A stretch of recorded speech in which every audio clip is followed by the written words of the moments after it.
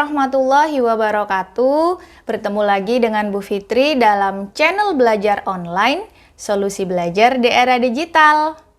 Anak-anak, bagaimana kabarnya hari ini? Semoga selalu sehat dan tetap semangat belajar ya. Kali ini Bu Fitri akan menyampaikan materi kelas 7, yaitu Surat Pribadi dan Surat Resmi, bagian pertama.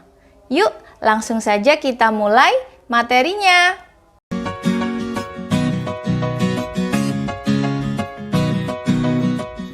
Surat pribadi dan surat resmi.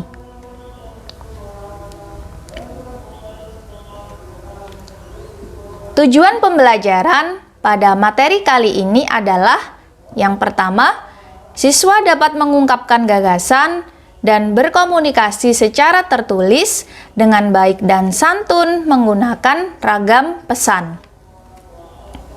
2. Siswa mampu mengenal, menyimak, dan mendiskusikan pesan daring, jenis surat, unsur, pilihan kata baku dan tidak baku, serta sapaan yang sesuai untuk jenis-jenis surat tersebut. Yang ketiga, siswa dapat menulis surat dengan baik dan santun.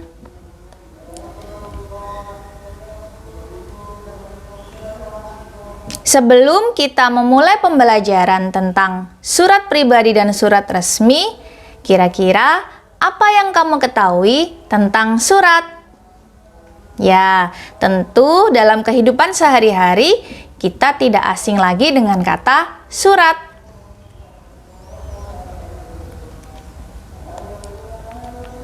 Surat adalah sarana atau media komunikasi tertulis untuk menyampaikan informasi antara seseorang atau lembaga dengan orang lain atau lembaga lain.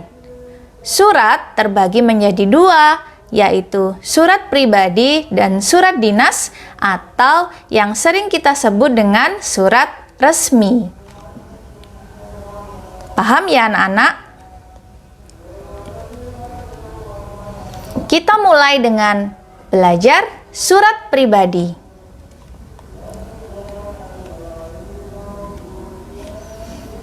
Surat pribadi adalah bentuk komunikasi tulis atau surat menyurat yang dilakukan seseorang kepada orang lain sebagai pribadi, bukan sebagai wakil atau urusan yang berkaitan dengan kelembagaan, kedinasan, atau resmi. Jadi, benar-benar ditulis dari seseorang kepada orang lain secara pribadi ya anak-anak. Kalian juga boleh menggunakan bahasa non-formal, asalkan itu masih kategori sopan dan santun. Surat pribadi biasanya digunakan untuk sarana komunikasi antara anak dengan orang tua, antar teman, ataupun antar kerabat. Nah, makin jelas ya.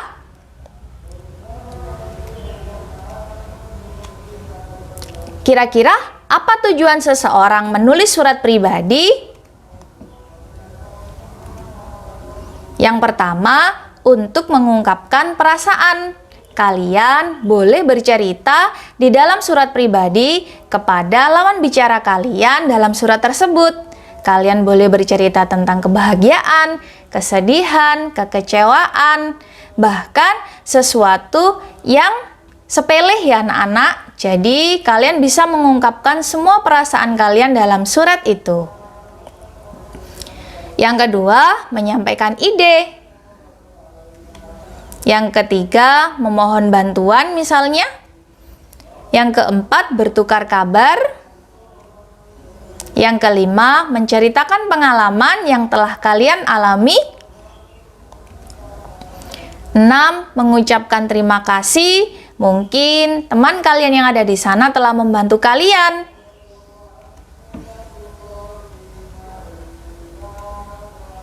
Nah, sekarang masuk pada unsur-unsur surat pribadi. Kira-kira apa saja ya unsur-unsur dalam surat pribadi? Bu Fitri mencoba untuk menggambarkan dan memberikan panah pada unsur-unsur surat pribadi. Kita mulai dari atas dulu, yaitu tempat dan tanggal surat. Surat pribadi selalu diawali dengan tempat dan tanggal surat karena dia tidak memiliki kop surat seperti pada surat resmi atau surat dinas. Misalnya di sini Yogyakarta 11 April 2011. Kemudian yang kedua, ada tujuan surat atau bisa dinamakan dengan tujuan atau alamat surat. Silakan menyapa teman kalian dengan jumpa sahabatku Manda, teruntuk sahabatku Manda, atau untuk sahabatku Manda. Di kota hujan, kalian bisa menyertakan alamat lengkap di sini atau hanya sekadar di kota tujuan. Bagaimana suratnya bisa sampai? Kalian bisa menulis alamat surat untuk teman kalian yang kalian kirimi itu di amplop surat. Ya, jadi untuk di dalamnya kalian bisa menuliskan alamat ataupun hanya sekadar perwakilan dari kota yang kalian tuju. Misalkan di kota hujan. Nah, kemudian kita masuk pada salam pembuka. Kalian boleh menyapanya seakan-akan kalian bertemu ya.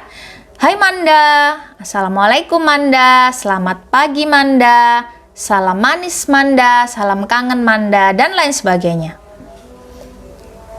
Kemudian kita masuk pada pembuka surat. Pembuka surat anak-anak biasanya atau rumusnya adalah, maksudnya ini pembuka surat pribadi ya, biasanya rumusnya adalah menanyakan kabar. Contoh di sini adalah, gimana keadaanmu sekarang? Apa kabar? Bagaimana kabarmu hari ini? Bagaimana kabarmu sekarang? Nah, itu bisa masuk dalam pembuka surat. Mudah-mudahan kamu sehat dan tidak kurang suatu apapun. Sudah lama kamu tidak memberi kabar padaku. Apakah kamu lupa denganku? Wah, mentang-mentang sudah jadi ketua OSIS ya? Sudah jadi orang beken ya? Nah, ini adalah seputar atau sekilas tentang kalian menanyakan kabar, dan kalian boleh menyertakan di sini bahwa kabar kalian saat menulis surat ini baik-baik saja. Nah, itu namanya pembuka surat. Kemudian kita masuk pada isi surat. Isi surat ini adalah ungkapan perasaan yang sedang kalian rasakan. Seperti sudah Bu Fitri katakan di slide sebelumnya, dengan beberapa tujuan menulis surat pribadi, kalian boleh menuliskan ini pada isi surat, ya. Kemudian penutup surat biasanya atau rumusnya dia meminta balasan surat agar terjadi interaksi atau timbal balik seperti itu, ya. Itu saja dulu ya kabar dariku. Salam hormatku untuk kedua orang tuamu dan salam manisku untuk Mas Indra. Sampai jumpa di liburan yang akan datang. Setelah kalian meminta balasan, kebetulan di sini tidak ada, tapi biasanya atau lengkapnya kalian bisa menambahkan kalian meminta balasan kepada orang yang sedang kalian kirimi surat. Kemudian boleh kalian tutup dengan kalimat yang ada pada penutup surat di gambar ini. Kemudian yang selanjutnya ada salam penutup sahabatmu. Koma, kalian bisa menyertakan tanda tangan ya anak-anak. Meskipun itu tidak wajib, tapi alangkah baiknya kalian boleh menyertakan tanda tangan. Di bawahnya nama pengirim dan tanda tangan. Nah, cukup jelas ya anak-anak unsur-unsur surat pribadi yang sudah Bu Fitri gambarkan.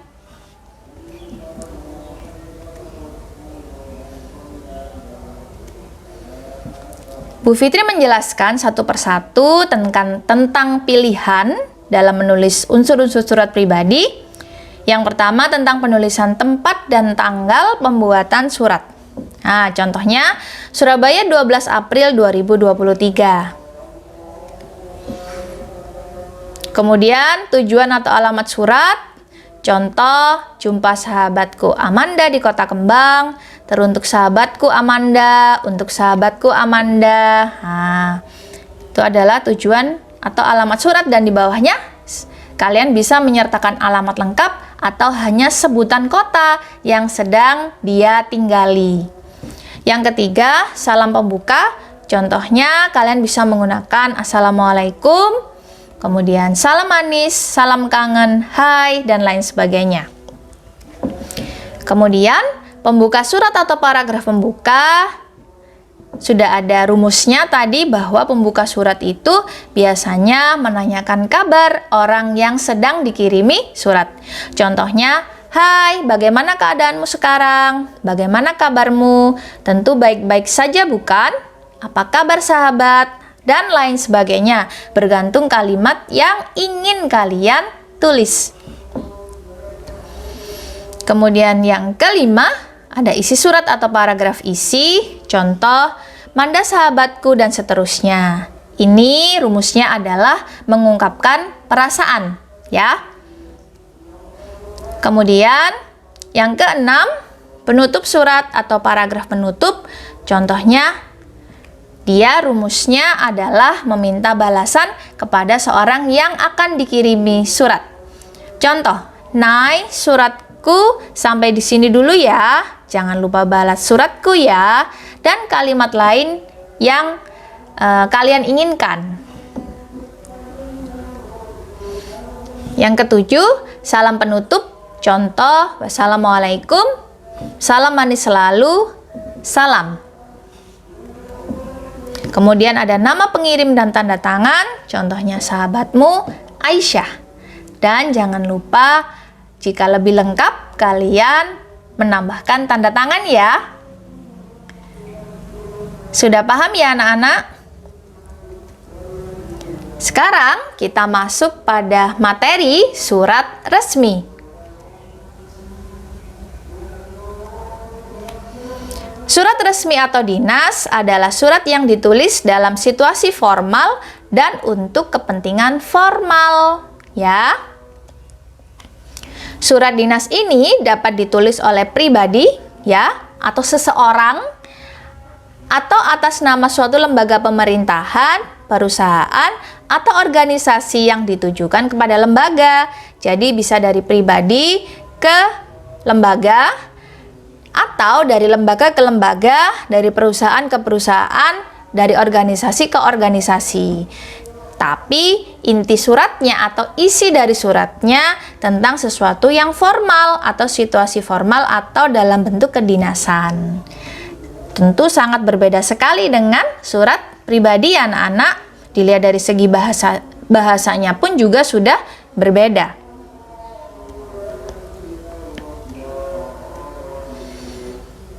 Jika ada tujuan seseorang menulis surat pribadi, maka ada juga tujuan seseorang menulis surat resmi.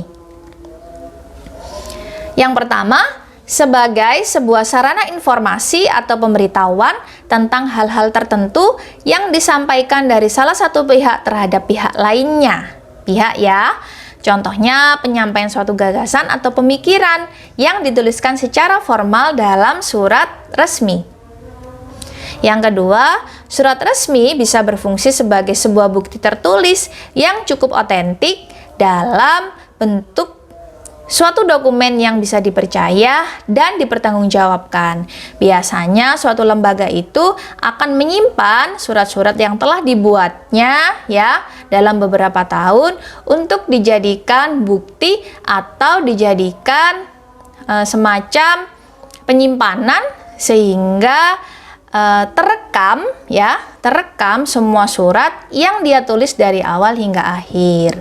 Misalnya suatu saat dia membutuhkan, dia tinggal melihat daftar isi atau suatu data ya dari segi nomor suratnya. Dia bisa lihat dari nomor surat yang ditulisnya dan dari jenis suratnya dia sudah menemukan letak surat itu. Itu namanya sebagai bukti tertulis yang cukup otentik.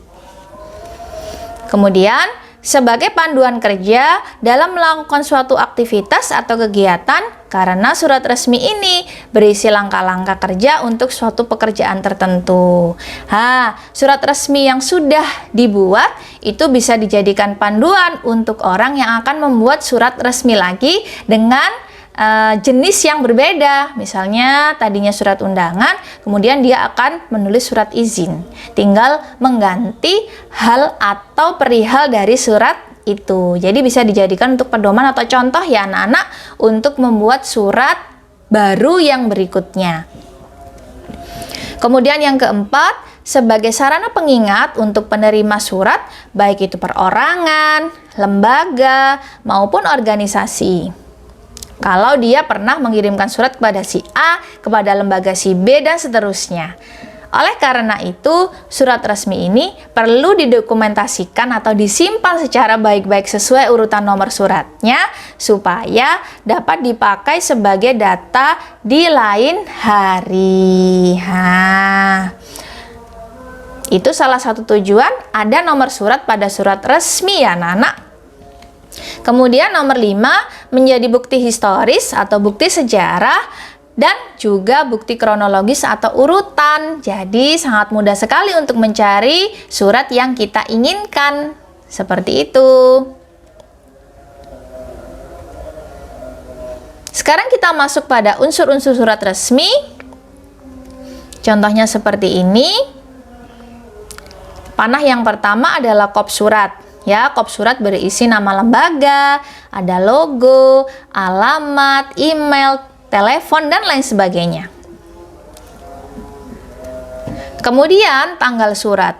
Di beberapa buku atau materi yang lain, bahwa penulisan tanggal surat, tepatnya yaitu tempat surat itu tidak ditulis. Mengapa? Karena pada kop surat sudah terdapat kota, yaitu Bandung. Jadi alangkah baiknya ketika penulisan surat pada surat resmi tidak disertakan tempat surat. Alasannya karena sudah ada alamat surat atau kota dengan jelas pada kop surat. Jadi bisa dikatakan mubazir ya anak-anak. Kemudian yang ketiga yaitu nomor, perihal, dan lampiran. Nomor surat ya, misalnya 139 ini adalah urutan surat yang dia buat, urutan 139. Kemudian ini lembaga yang sedang dia naungi atau dia dinaungi pada penulisan surat itu, dia dinaungi oleh OSIS. Kemudian UR itu adalah undangan rapat. Kemudian dia menulis surat ini pada bulan ke-10 yaitu bulan Oktober pakai Romawi X. Kemudian dia menulis surat itu pada tahun 2020. Ini sinkron dengan tanggal surat yang ada di sini ya anak-anak. Nah, itu cara penulisan nomor surat. Kemudian hal atau perihal yang sering kalian temui pada buku yaitu undangan rapat. Kemudian lampirannya satu berkas ya. Satu berkas itu termasuk lampiran-lampiran yang ada setelah surat ini, setelah lampiran ini, begitu. Tapi kalau kalian menulisnya berupa lembar, misalnya surat ini yang di depan ini satu lembar, kemudian ada beberapa lampiran di belakangnya misalnya 5 lembar, maka kalian boleh menulisnya di sini 5 lembar. Tapi supaya tidak ribet ya, supaya praktis, maka kalian boleh menuliskan satu berkas. Itu sudah termasuk surat yang kalian tulis di depan, kemudian lampiran-lampiran yang ada di belakangnya jika ada. Nah, itu tujuannya kita menulis satu berkas. Kemudian yang selanjutnya ada alamat surat. Yang terhormat ketua murid atau wali murid, ya ini mungkin maksudnya wali murid kelas 7, 8, dan 9. Mengapa tidak ada kepada di sini? Dalam surat resmi tidak boleh ada kata kepada di dalam suratnya. Mengapa? Karena di amplop surat sudah ada kata kepada yang terhormat wali murid kelas 7, 8, dan 9. Nah, maka ketika sudah masuk dalam suratnya, maka tidak perlu lagi kata kepada untuk meminimal kemubaziran dalam menggunakan kata dalam surat. Kemudian SMP Pelita Bangsa, kalian boleh menambahkan alamat di sini secara lengkap atau boleh langsung di Bandung karena di sini sudah ada di kop surat ya. Kemudian salam sejahtera, kalian boleh menggunakan salam sejahtera itu masuk salam pembuka. Selain salam sejahtera, kalian boleh menggantinya dengan hormat ya. Salam sejahtera itu adalah salam pembuka dalam bentuk surat resmi atau dinas. Dalam rangka peringatan isinya, dalam rangka peringatan hari ulang tahun sekolah yang ke-57, OSIS akan mengadakan kegiatan bazar dan malam gembira. Seluruh siswa SMP Pelita Bangsa diharapkan untuk berpartisipasi dalam kegiatan tersebut. Oleh karena itu, kami mengundang ada hari, tanggal. Nah, ini sekalian Bu Fitri revisi ya anak-anak.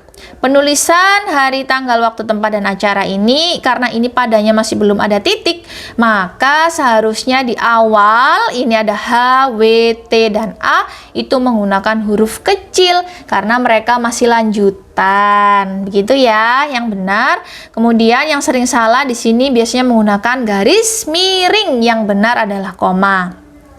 Karena di sini juga ada koma.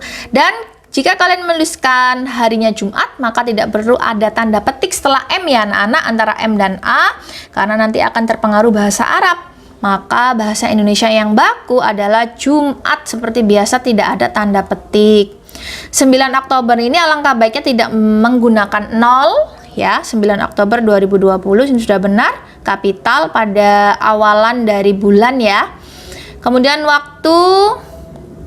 waktunya pukul 13 sampai, ini harusnya agak panjang, menggunakan tanda pisah ya, karena dia kalau tanda pisah itu menandakan bahwa sampai ini, waktu ini sampai ini. WIB, waktu Indonesia Barat. Kemudian tempatnya ruang OSIS SMP Pelita Bangsa. Kemudian acaranya rapat pra kegiatan bazar dan malam gembira Pelita Bangsa. Berarti kalau pra kegiatan itu berarti sebelum kegiatan ya anak-anak, jadi dirapatkan dulu. Kemudian yang selanjutnya ada penutup surat. Mengingat pentingnya kegiatan tersebut, mohon saudara hadir tepat pada waktunya, demikian dan seterusnya. Kami mengucapkan terima kasih. Ini harusnya nya, ini tidak perlu nya ya, karena di sini sudah menyapa. Nya-nya ini rujuknya ke saudara, tapi rasanya kalau tidak pakai nya itu lebih efektif. Jadi mohon saudara hadir tepat waktu, misalnya seperti itu. Demikian undangan ini atas perhatian dan partisipasi saudara. Ini bagus ya, ini Ibu sudah baku. Biasanya atas perhatian dan partisipasinya, itu nggak boleh. Harus menggunakan kata sapaan yang terlihat, misalnya saudara, bapak, atau ibu. Kami mengucapkan terima kasih. Mengucapkan boleh kalian ganti dengan menyampaikan, terserah ya. Sama-sama kata itu menggunakan kata yang formal yang cocok digunakan pada surat dinas. Kemudian ada nama dan tanda tangan penulis surat. Ini penulis suratnya, Ketua OSIS SMP Pelita Bangsa. Kemudian mengetahui sebagai penguat ya anak-anak, nama dan tanda tangan pihak yang memperkuat surat jelas adalah kepala sekolah ya, mengetahui kepala sekolah seperti itu. Di kepala sekolah ini kalian juga boleh menambahkan gelar yang lengkap yang disandang oleh kepala sekolah kalian. Nah, beginilah anak-anak unsur-unsur surat resmi ya. Kalau belum paham silakan di pause, kemudian mencoba pahami, kemudian diulang suara Bu Fitri, begitu ya. Kemudian membedah kosakata dalam surat resmi. Dalam surat resmi ini kadang-kadang kita menemui kata-kata yang kita kurang paham ya, kita kurang paham. Dalam analisis pada kata-kata yang kita kurang paham, maka kita harus membedah dulu kosakata dalam surat resmi. Bantuannya menggunakan KBBI, yaitu Kamus Besar Bahasa Indonesia yang terbaru. Pada contoh surat resmi sebelumnya, kalian menemukan kata partisipasi dan prakegiatan. Berikut arti kedua kata tersebut dalam KBBI. Kalau kalian sudah paham tentang arti kata partisipasi dan prakegiatan, berarti kalian hebat ya. Tapi jika kalian menemukan kata-kata yang kalian rasa dalam surat resmi itu kurang kalian pahami, maka caranya kalian harus mencarinya dalam KBBI. KBBI sekarang sudah ada yang online anak-anak, jadi kalian tidak perlu membawa kamus yang tebal, cukup membawa smartphone, maka kalian sudah bisa mengakses arti kata dalam KBBI. Nah, misalnya seperti ini. Kebetulan kalau ini Bu Fitri ambil dari laptop ya. Jadi tampilannya sebenarnya sama dengan kalian juga melihat di handphone. Nanti akan keluar seperti ini. Kalian tinggal masukkan kata yang ingin kalian cari artinya, kemudian tulis partisipasi, maka sudah ada arti yang tertera dalam Kamus Besar Bahasa Indonesia online. Apabila dalam Kamus Besar Bahasa Indonesia ini tidak mau mengartikan ya, maka kata tersebut dia dipastikan tidak baku. Jadi kalian akan diarahkan pada kata yang bakunya seperti apa, kemudian plus artinya. Nah, cukup pintar ya anak-anak Kamus Besar Bahasa Indonesia online ini. Jadi dia tidak mau mengartikan kata yang tidak baku. Justru kalian akan diarahkan pada kata yang baku yang sedang kalian cari itu, plus nanti diartikan sama KBBI makna yang sudah baku tadi. Misalnya partisipasi adalah turut berperan serta dalam suatu kegiatan, keikutsertaan dan peran serta. Ya, itu arti kata partisipasi. Prakegiatan adalah sebuah kegiatan. Sebelum kegiatan, yang namanya pra itu sebelum. Kalau pasca itu adalah sesudah. Dalam KBBI, pra yang berarti sebelum merupakan bentuk terikat yang selalu melekat pada kata yang mengikutinya. Jadi dia nggak bisa sendirian pra gitu, nggak bisa.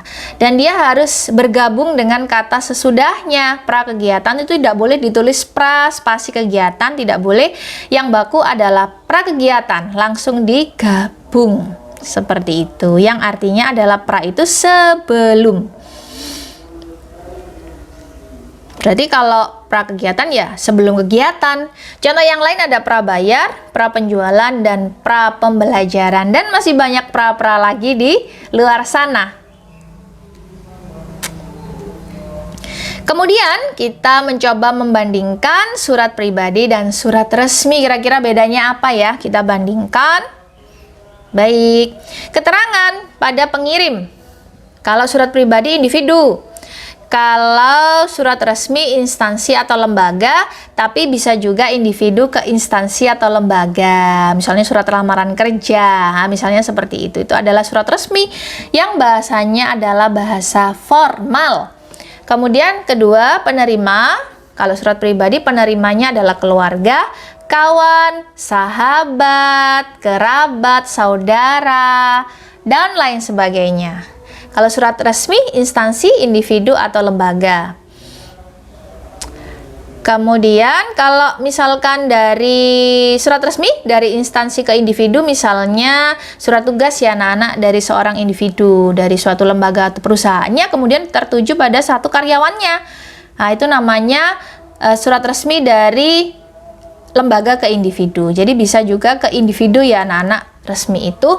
Kemudian yang kedua, dilihat dari segi sifatnya. Kalau surat pribadi dia bahasanya lebih akrab ya, lebih tidak formal, lebih dekat, tapi dia tetap menggunakan bahasa yang sopan dan santun. Kemudian kalau surat resmi ya bahasanya resmi atau formal. Kemudian dilihat dari segi bahasa, akrab sesuai tata etika atau sopan santun, bergantung pada siapa penerima surat. Kalian jika menulis surat pribadi kepada orang tua, tentu berbeda bahasanya dengan surat pribadi dengan teman dekat kalian. Nah, bahasanya pasti lebih sopan lagi kepada orang yang lebih tua. Tapi kalau kepada teman atau sahabat atau teman dekat kalian, bukannya tidak sopan dalam surat pribadi, tapi lebih akrabnya itu lebih terjalin begitu ya. Kemudian surat resmi bahasanya formal, singkat, dan jelas. Kemudian dari segi isi, kalau surat pribadi menanyakan kabar, keperluan pribadi, dan tujuan komunikasi pribadi lainnya. Kalau surat resmi berupa surat pemberitahuan, penjelasan, permintaan, pernyataan pendapat, dan lain-lain. Kemudian dari segi unsur, ada tempat dan tanggal dibuatnya surat, ya. sebenarnya mengulang di slide sebelumnya. Alamat atau tujuan surat, salam pembuka, pendahuluan, isi surat, penutup surat, salam akhir atau salam penutup, nama dan tanda tangan pengirim. Ini di surat pribadi. Kalau surat resmi ada kepala surat yang terdiri atas kop surat, nomor surat, tanggal surat, tanggal suratnya 2 kali, maaf, lampiran dan perihal. Ya, ada alamat surat, salam pembuka, isi surat, penutup, nama dan tanda tangan pihak yang memperkuat surat, dan yang terakhir nama dan tanda tangan penulis surat. Jabatannya tentu nama dan tanda tangan pihak yang memperkuat surat lebih tinggi ya anak-anak daripada penulis surat. Nah, begitulah anak-anak materi surat pribadi dan surat resmi bagian pertama yang sudah Bu Fitri sampaikan. Terima kasih, selamat belajar.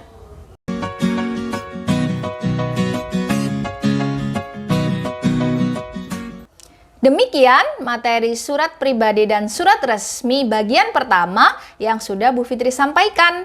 Akan ada bagian kedua pada video selanjutnya ya anak-anak. Kalian bisa menjadikan materi ini sebagai bekal kalian mengikuti PH maupun PAT. Terima kasih anak-anak sudah mendengarkan materi penjelasan dari Bu Fitri. Semoga selalu sehat dan tetap semangat. Wassalamualaikum warahmatullahi wabarakatuh.